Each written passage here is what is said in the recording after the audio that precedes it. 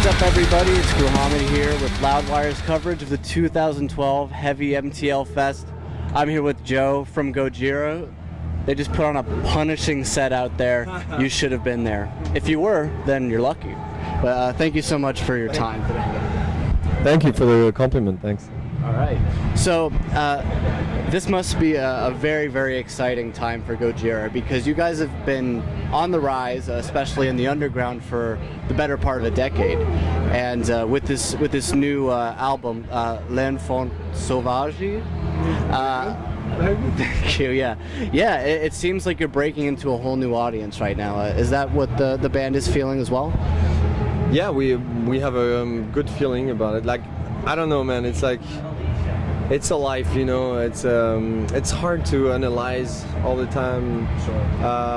Actually, by reading reviews or doing interviews, I learn more about what's happening for Gojira than just hanging out with my buddies, you know what I mean? We leave things from the inside and we're very focused on what we do, and we try to do our best to play the songs tight, and it's a little simple, you know? Yeah. All the analyze comes afterwards, and most of the time we don't try anything, we just try to enjoy what we do, you know? Like, really, honestly. But yeah, it seems like this album is working pretty good. People get it. I wasn't sure. I was like, are fans gonna spit on us because there's not enough double kick, you know? And the audience, the main audience, will be like, this is too crazy, you know? Yeah. But it seems like people get it and people like it. Sure. And you guys are incredible when it comes to your balance of when it comes to just beauty in your music and progression and brutality as well, and it's very much one of the most eclectic bands, I think, of the 2000s. Is there any one of those things that I just mentioned, you know, the brutality, beauty, progression, is there anything that's the most important factor of Gojira in your mind? That's an interesting question, really. It seems like we're obsessed by creating something powerful, you know, something powerful. Not violent, but powerful. Something that will crush you, but with a massage at the same time, you know what I mean? This is what we're trying to do here, and that's why also the sound is so important. When we go on tour, we bring our sound guy, and we work a lot on that, you know, like just choosing the right microphone, because it's part of the massage, right? The quality of the sound. But then sometimes I'm like, I'm fed up with brutal music, you know. I just want beauty, you know. It's a little bit of this, a little bit of that. The progression you mentioned is, of course, you know, why we're doing this. Are we just throwing a chorus and a verse and a chorus and bye-bye? Are we trying to, you know, to go somewhere with our music? So it's all of this together, I would say. Great. And you guys were supposed to be on tour with Lamb of God and Death Clock. Unfortunately, because of Randy, you guys had to. The tour was canceled, but you guys went on anyway and played to some North American audiences. And I heard a lot of these shows were just insane. Like, can you tell us about those a little bit? Well, it's just the beginning, actually, but yeah, for us it was very important to be here and to play shows. We know our fans are a little frustrated because we don't tour that much, you know. We didn't play in the US and Canada for 2.5 years, 3 years. Last time we came was with Metallica. We just had a couple of shows in between. And before that, our last real headline tour was in 2009, so it's been a while, and I know some fans are mad at us, really, like, what the fuck, man, what are you doing? So it was very important that when the Lamb of God things happened, we're like, damn, is there a curse, you know, or something? Of course, I was mostly worried about Randy, you know. I was thinking about him constantly. He's a very good friend of mine and of us, and I'm so glad he's finally out of jail, you know, like.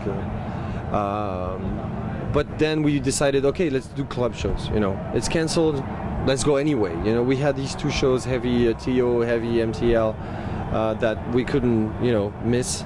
So we decided, okay, let's do some club shows before and after. So it's very raw, very brutal, very small, very packed, and I like it. Yeah.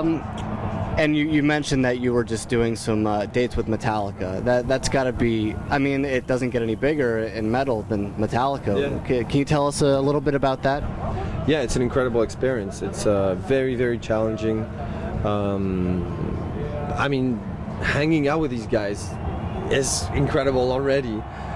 Then performing on their stage is something else, man. It's like the whole audience, they just want to see Metallica. So you have to say, hey, sorry, we're on the way between you and Metallica, but we're gonna do our best to give you something, you know, entertain you. It's not like they come to see us, really. Some of them are like excited. Okay, cool, I get to see Gojira and Metallica, but it's a very small number.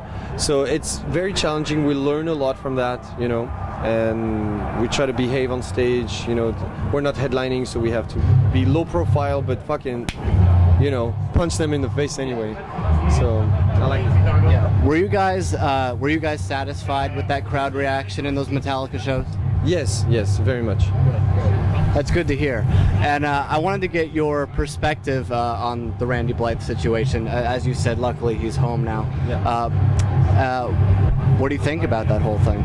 I think it was a very unfortunate and sad accident that happened. You know, it nothing more than that. You know, when he was sitting in jail, it was delicate to talk about this, but because someone died there, right? And there's a family crying and stuff, but it's an accident, nothing more.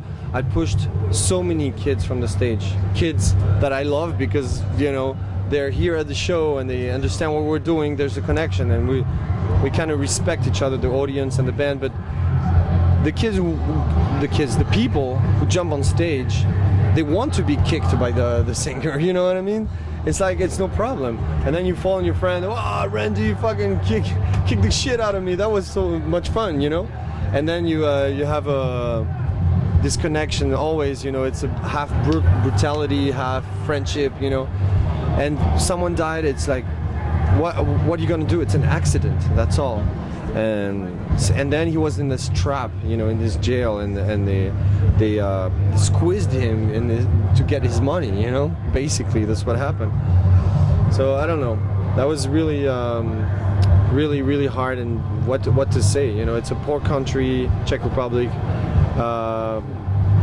For them, I think it was a big deal to have an American singer in the jail, and you know.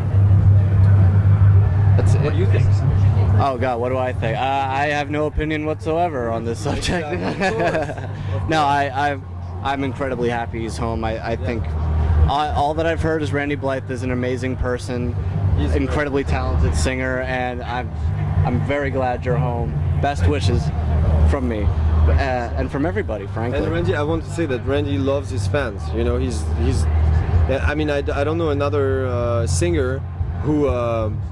Talk so directly with the fans, you know, and on stage the way he talked to the fans, and he's always on the internet trying to connect with fans and stuff. So he's into this, man. He's like he loves the kids, you know.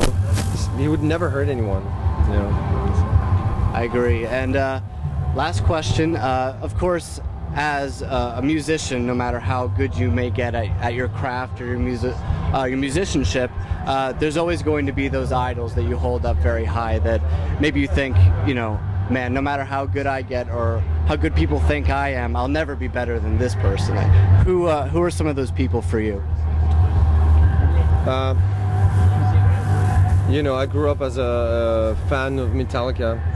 James Hetfield was definitely for me one of my idols. I was never really into guitar that much, you know. I was not listening to Jimi Hendrix and stuff. I start to listen to Jimi Hendrix now, for example.